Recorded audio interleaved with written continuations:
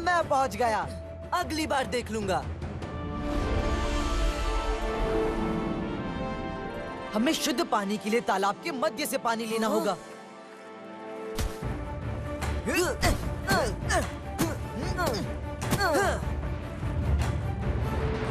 अब हमारा दंड पूर्ण हो जाएगा।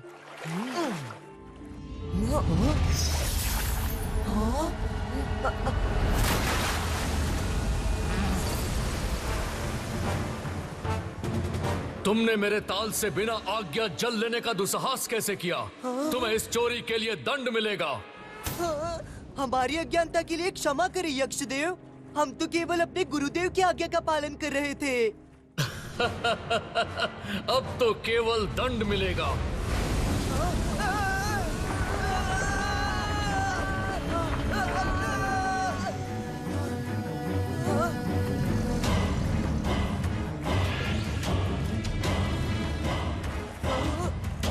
सूर्य के साथ साथ उस नारियल वृक्ष की छाया भी भ्रमण करेगी, और सूर्यास्त काल में जब नारियल के वृक्ष की छाया तुम्हारे स्तंभ का स्पर्श करेगी तो ये स्तंभ जल में लुप्त हो जाएगा और तुम दोनों मेरे भूखे मगरमच्छों का आहार बन जाओगे।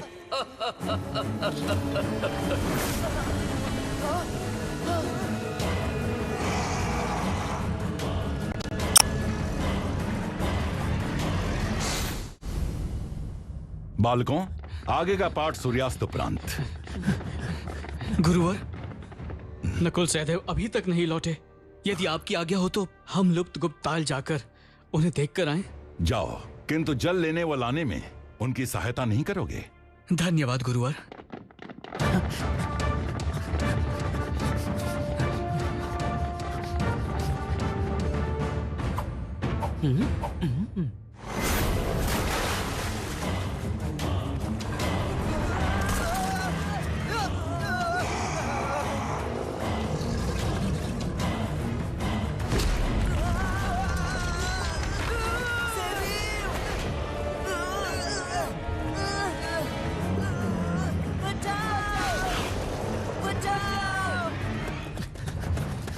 ये तो नकुल सहदेव की आवाज है। हमें जल्दी करना होगा। बचाओ! नकुल, मुझे ऊपर खींचो। देखो, वो छाया निकट आ रही है। तुम्हारी अंतिम घड़ी आ गई।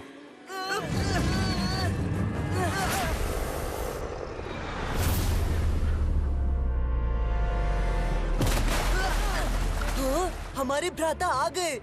हम यहाँ है भ्राता। मेरे बाणों के रहते कोई मेरे भाइयों का भोजन नहीं कर सकता। हे यक्षदेव, ये दोनों अबोध बालक हैं। इनके अपराध को क्षमा करें। क्षमा? असंभव। यदि तुम में बल और कौशल है और इनकी रक्षा कर सकते हो तो कर लो। मैं कोई बाधा नहीं डालूंगा।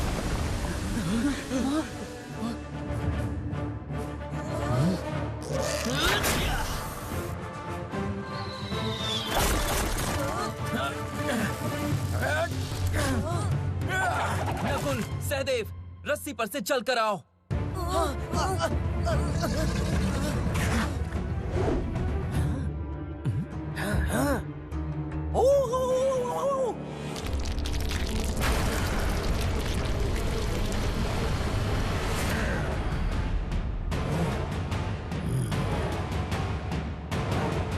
वो बाहर ना आने पाए। रोको उन्हें।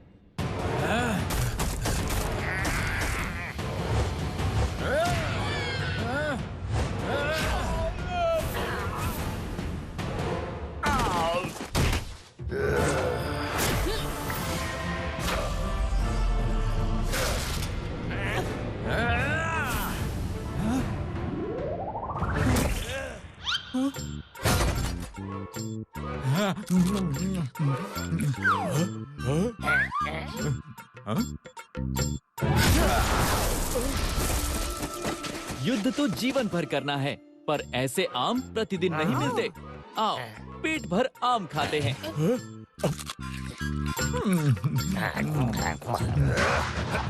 अरे ये क्या कर रहे हो तुम लोग? हम ये स्वादिष्ट आम खा रहे हैं। युद्ध करने के लिए तो जीवन पड़ा है। अरे हम मार खा रहे हैं और तुम यहाँ बैठकर आम खा रहे हो। युद्ध करो, युद्ध, शत्रु का सामना करो।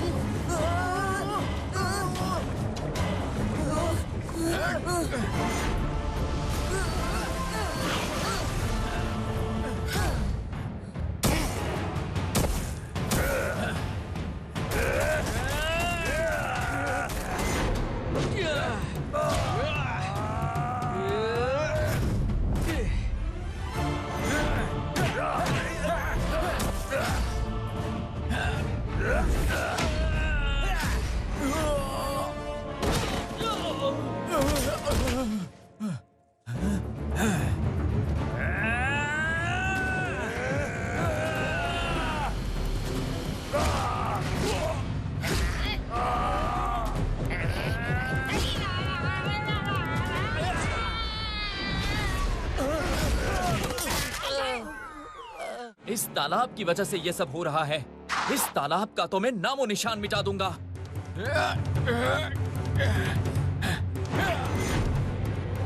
आज के पश्चात कोई भी प्राणी इस लुप्त गुप्त ताल में गुप्त नहीं होगा।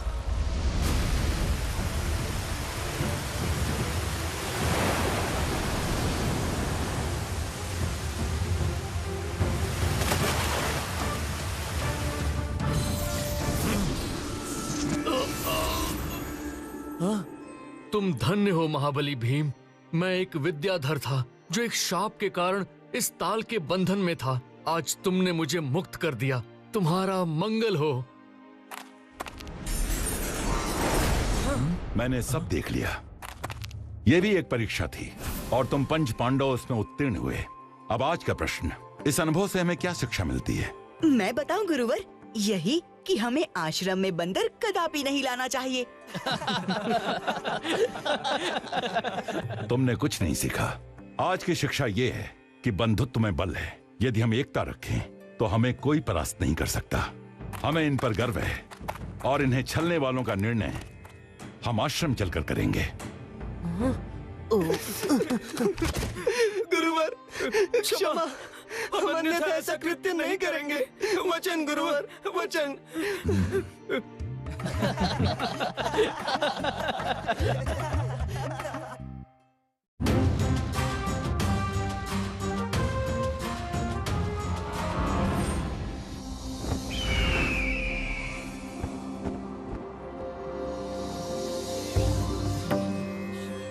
छात्रों, कक्षा से पहले हम सब एक मग्न होकर ध्यान लगाएंगे। दुर्योधन, इस प्रकार गुरुजी की नकल करना उचित नहीं है। उन्हें ज्ञात हो गया तो? उचित अनुचित तो तब होगा जब गुरुवर को इस बारे में ज्ञात होगा। उन्हें बताएगा कौन? गुरुवर के प्रिय पांडवास भी तो वन में लकड़ियां तोड़ने गए हैं।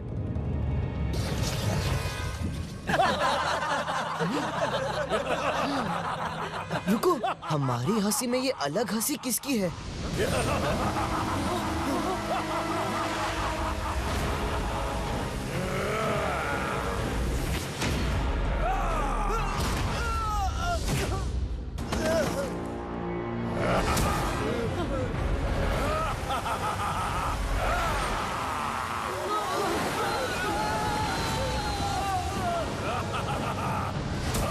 कुछ ही देर में मैं पूरा गुरुकुल जलमग्न कर दूंगा।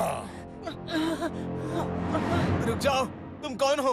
तुम्हारा हमारे आश्रम में आने का प्रयोजन क्या है? मेरा नाम जल राक्षस है। मैंने अपने तप से ऐसा वरदान प्राप्त किया है जिससे मैं जब चाहूं अपने आसपास की सारी नदियों का जल खींचकर स्वयं के पास ला सकता हूं। मुझे नदी किनारे आश्रम का ये स्थान अति पसंद आया है। अब मैं इस नदी में तपस्या करके संपूर्ण विश्व का जल यहाँ एकत्रित करूंगा। तुमने ऐसा सोचा भी कैसे? यहाँ से शीघ्र चले जाओ, इससे पहले हमारे गुरुवर लौट आए। ओ, गुरु के भोले शिष्य, तो तुम भी अपने गुरु के पास ही चले जाओ। तुम ऐसे नहीं मानोगे, अभी दिखाते हैं।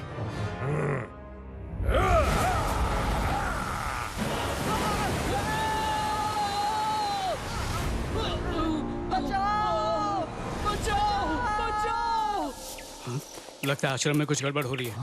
भाइयों, हमें चलना चाहिए।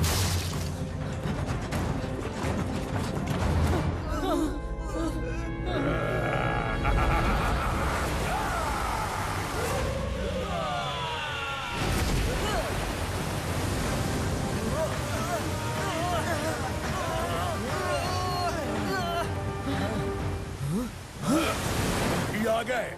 अच्छा है, सबको एक साथ ही निपटा देता हूँ। पहले मुझे तो संभाल।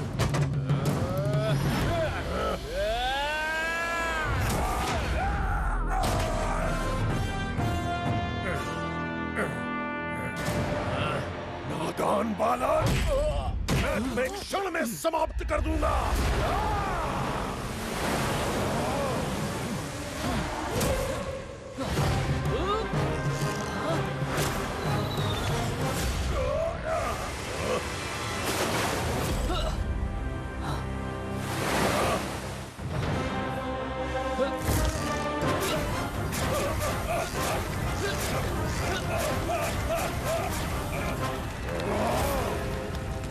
बालकों ने मेरा घोर अपमान किया है। मैं इस आश्रम को ही नहीं, पूरे क्षेत्र को जलमग्न कर दूंगा।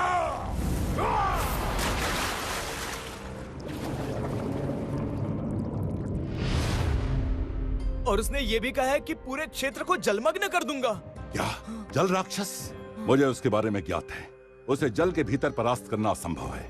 उसको परास्त करने के लिए उसे बाहर निकालना होगा, अन्यथा वह निकट की सारी नदियों का जल यहाँ लाकर ये गांव, वृक्ष सब कुछ जलमग्न कर देगा।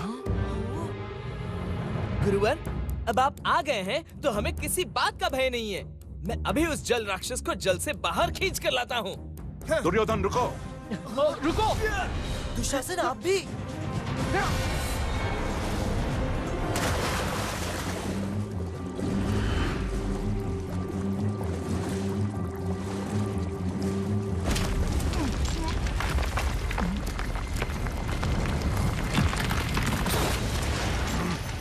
तुम बच्चे यहाँ भी आ गए, अभी सबक सिखाता हूँ।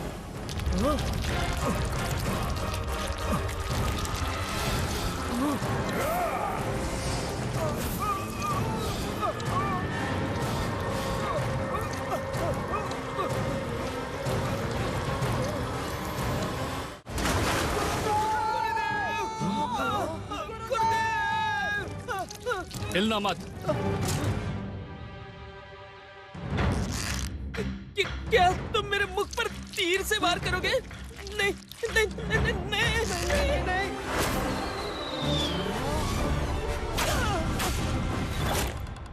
दुर्योधन, तुम हमेशा अति उत्साहित होकर नियम के विपरीत ही कार्य करते हो। इधर आओ। जल राक्षस ने अपनी शक्ति प्रदर्शन करना आरंभ कर दिया है। जल की तेज धाराएं आश्रम की ओर तीव्र गति से आ रही हैं। पांडव, मैं ऊपर जाकर जल धाराओं को रोकता हूं। तुम जल राक्षस को नदी से बाहर निकालने का प्रयास करो।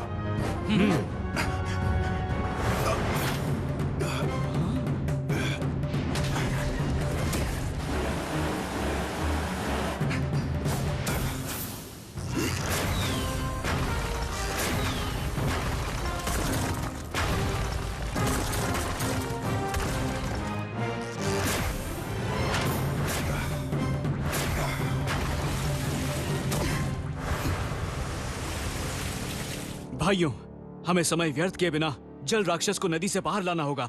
भ्राता युधिष्ठिर, मुझे ये अवसर दें।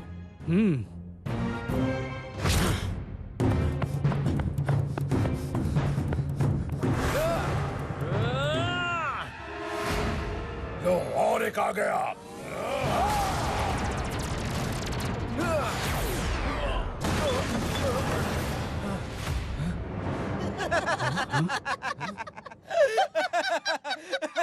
भ्राता, न जाने कैसे नदी का जल अचानक बर्फ में बदल गया। भ्राता भीम, तुम भी बिना सोचे समझे उत्तेजित हो जाते हो। दुर्योधन की त्रुटि से कुछ तो सीख लो। जल राक्षस को बाहर लाने की एक योजना है, सुनो।